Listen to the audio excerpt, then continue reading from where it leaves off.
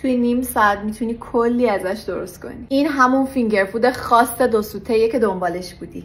داخل یک کاسه کالباسمون رو رنده درست که من از کالباس مرغ و قارچ استفاده کردم. بعدم یه دونه فلفل دلمه‌ای رو از وسط نصف می‌کنیم و نصفش رو داخل همون کاسه رنده می‌کنیم. پنیر پیتزا و ادویه پیتزا هم اضافه می‌کنیم. اگه نداشتین ادویه‌هاشو داخل کپشن می‌نویسم. با هم مخلوط می‌کنیم و حالا نیاز داریم به خمیر هزارلای شورینی. دقت کنین که حتما خمیرتون تازه باشه. خمیر من یه ذره متاسفانه تازه نبود و بعدم با سس کچاپ یا سس دستساز پیتزا که قبلا بهتون آموزش دادم روشو سس می‌زنیم و موادمون رو میریزیم. یه ذره از اطراف فاصله بدین موادو و بعد طبق ویدیو رول کنید. نیم سانت اول خمیر رو ببرید و بعدم به برشای 1 سانتی تقسیم کنید. حالا کافیه که رولای پیتزایتون رو یه کوچولو با وردنه یا با کف دست بازش کنید و داخل سینی فر بذارید.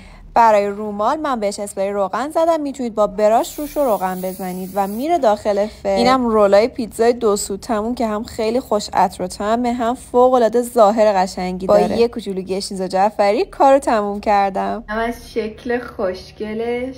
این رول پیتزا رو برای مهمونات درست کن چون عاشقش میشن.